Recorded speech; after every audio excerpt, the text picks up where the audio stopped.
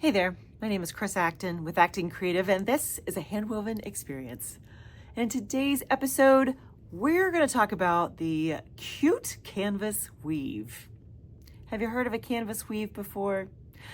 I bet you've been around it, even if you didn't know what it was called. Think back to your cross-stitch days. Maybe you did a little embroidery. You know, when you do those kind of needlework crafts, you need some kind of base for it. Well, friends, this is canvas weave. You know this, right? With the little blocks in there, and when you're doing cross stitch, you look for the little intersection of the blocks, the little gaps, so your needle and thread can go in there and you can be working on your project. This is canvas. And what's so fun is that we can then use the canvas weave and translate it into a whole variety of fun projects on our loom. So yes, you could use it for your next embroidery project, but you don't have to. It could be just about anything. Now, what I love about a canvas weave is it falls into the category of a relatively easy pattern to learn and execute, but there's so much potential. There's so many varieties of canvas weave that you can play with. So without further ado, I'm going to bring you in a heck of a lot closer so you can see what it looks like, and I'm going to explain how to set it up so that you can weave some canvas weave yourself. Okay, let's talk about how to make some canvas weave. It's so sweet, isn't it?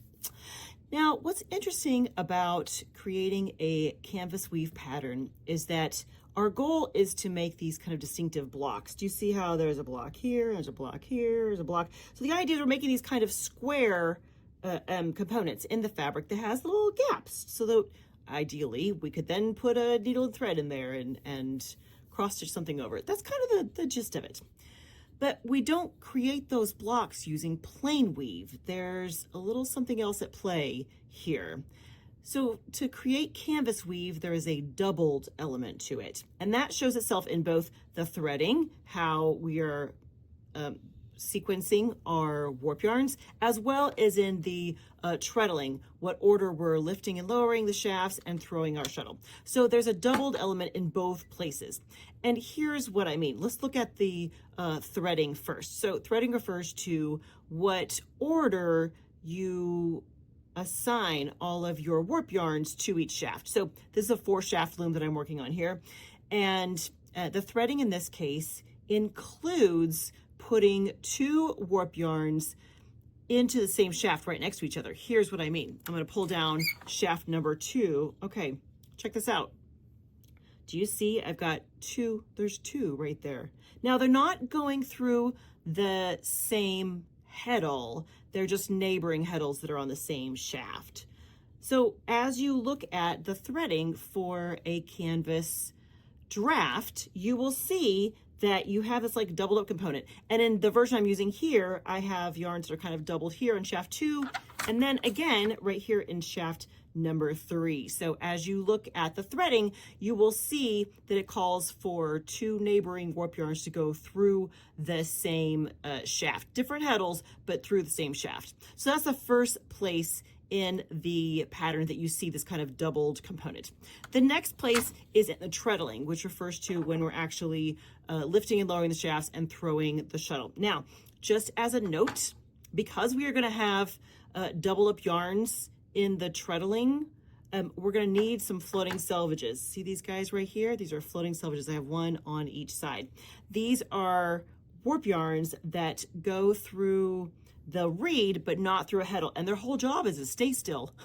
Crazy enough. Their job is to sit and look pretty because we need this to wrap our weft yarn around, especially in this pattern. You'll see what I mean in just a moment. So without further ado, why don't we actually weave a little bit and you can see what I mean by this kind of doubling up to create this gorgeous canvas pattern. Okay, so we start with lifting shafts 1 and 3. Now, if you haven't worked with a floating selvage or floating selvages before, basically the idea is you need to use the same motion as you go over and under the floating selvages. I like to go over the floating selvage as I'm entering the shed space, and I like to go under it as I exit. And no matter which direction I'm coming from, that is always the motion that I use, this kind of figure 8 motion. So I have shafts 1 and 3 lifted.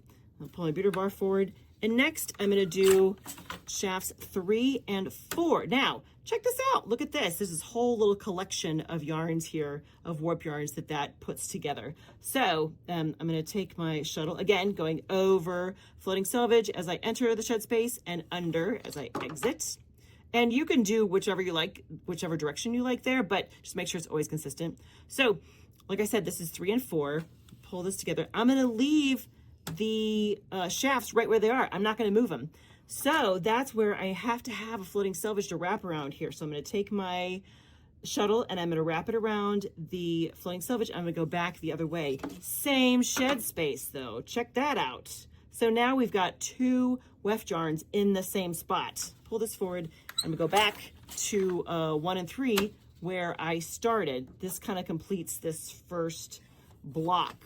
Now with 4 shafts, I can do 2 blocks. That's kind of how this works. So we'll say that's 1 block there for us. Next, let's do the other part, which is basically just the opposite. So I'm going to start with the shafts 2 and 4. Great. Take my shuttle, send it through the shed space there. And this time, instead of using 3 and 4, I'm going to use shafts 1 and 2. Bring it back the other way. Here's my doubled up element right here where I'm going to leave everything. Oh, well, I'll beat it first. I will beat it first, but then I'll take it back. Same shed space. I didn't change the shafts. I didn't change anything. Just wrap it around that floating selvage over here and go the other direction. And then you go back to where you started, which is 2 and 4. So that is the other block. Friends, that's right there. That's the whole thing. We did our 2 blocks to make up the canvas fabric, and Bob's your uncle. That is all you need to know to make some canvas fabric. So let me talk about a few variations of canvas that you can play with. So when it comes to variations on canvas, well, it's just like any other pattern, right? There's a lot of ways that you can play with it. And I found that some of the fun ones are to actually double up different options when you're doing your treadling. You can also easily do a tabby section, plain weave, and then just bring in this like canvas part, this element just on occasion, which is very fun.